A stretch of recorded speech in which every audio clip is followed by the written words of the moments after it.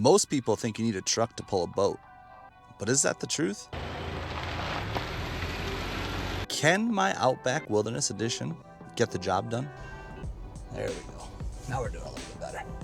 I'm going to put it to the test in this video and show you guys some real world evidence and some down-to-earth reviews of how well my Outback Wilderness Edition performs pulling my Tracker Pro 170. Stay tuned and find out. So you guys might be asking yourselves, why a Subaru Outback Wilderness? Well, for me, I'm not a truck guy. I am more of a car guy. I've always liked Subarus, and it all just kind of fit together. Look, I live in the Northwoods of Wisconsin.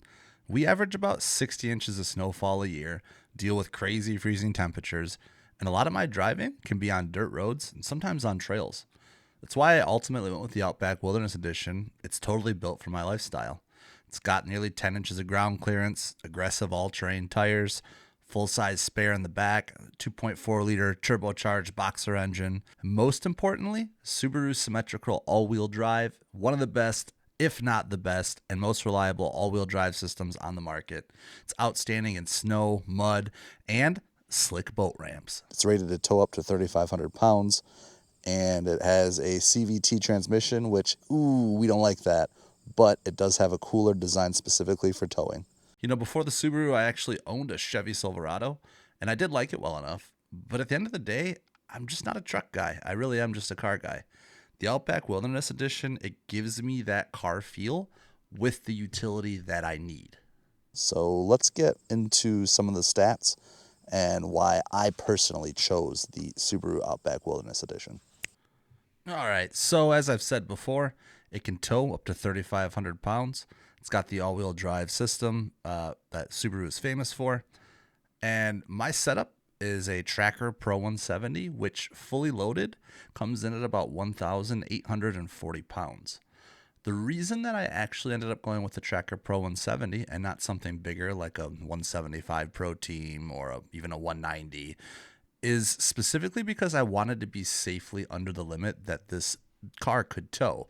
So you figure, this can tow 3,500 pounds, absolutely. But is it going to be able to tow something like, 2,500 to 3,000 pounds up and down a boat ramp safely?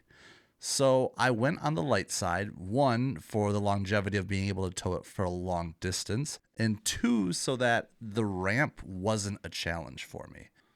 So driving this thing down a highway, actually pretty simple thing. I took it from the dealership I bought it at and drove it about an hour north, and I didn't have any issues at all. In fact, the way that the car handles the boat, you can barely even tell that it's back there.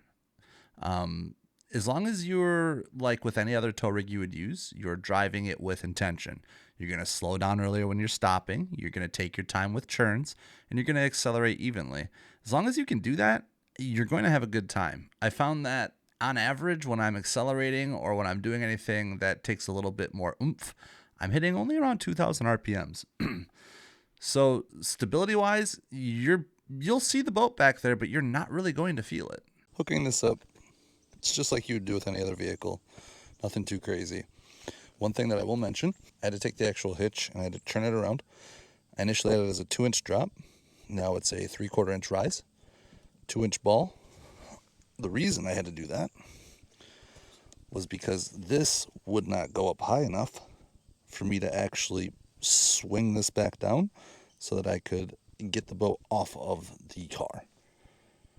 So I'll show you a quick little rundown of the hookup. So while I'm showing you this, I figured I'd do a little voiceover and just tell you guys a little bit more. One of the biggest things is you're going to take a mile per gallon hit. I mean, it's pretty noticeable, and you're going to get about a little less than half of the mileage you'd get regularly while towing. Another thing that people forget or that they're not aware of is that this vehicle does take premium fuel when towing.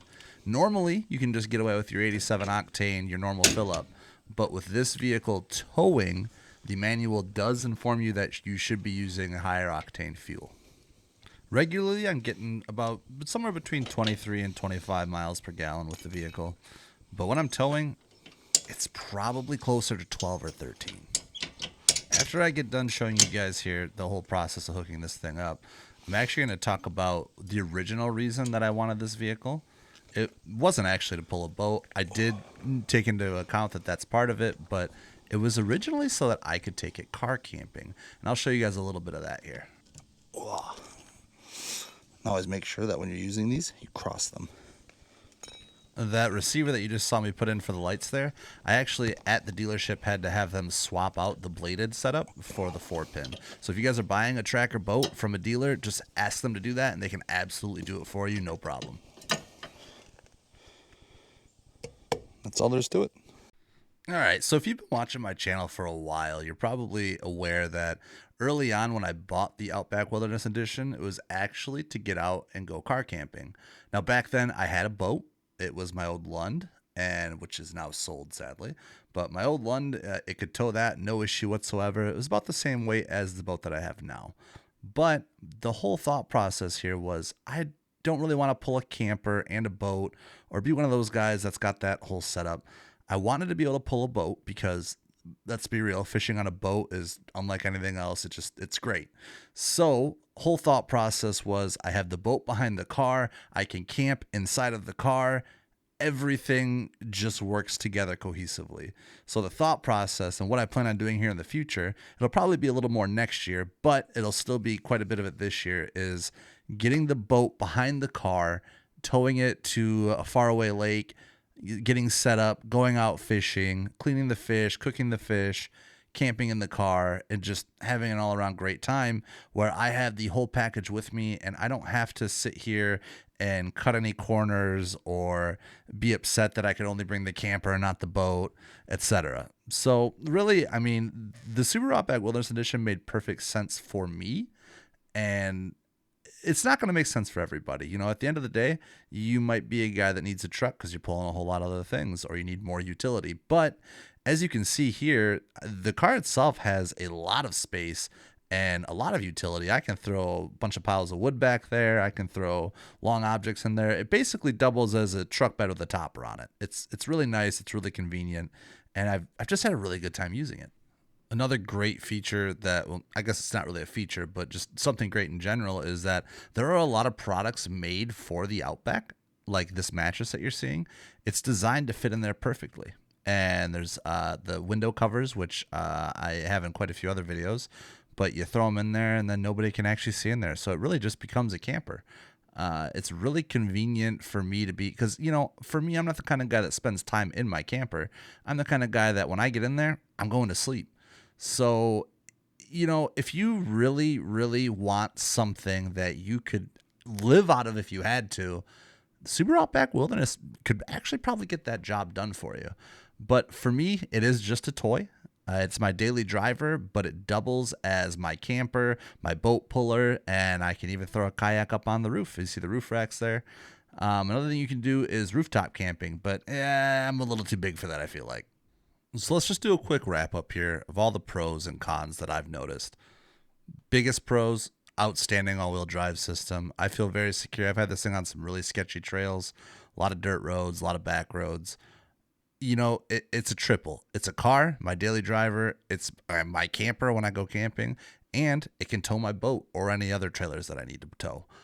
It's very stable. I'm very confident driving it, and it's great in the snow, dirt, and trails.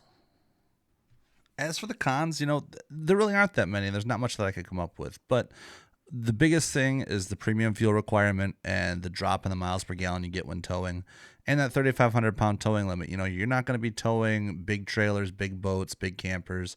You need to tow something within your means, which is why ultimately I went with the Tracker Pro 170. It falls well within that weight limit. I feel super comfortable with it. There's never been any moment where I have been fearful that the car isn't going to do a good job towing.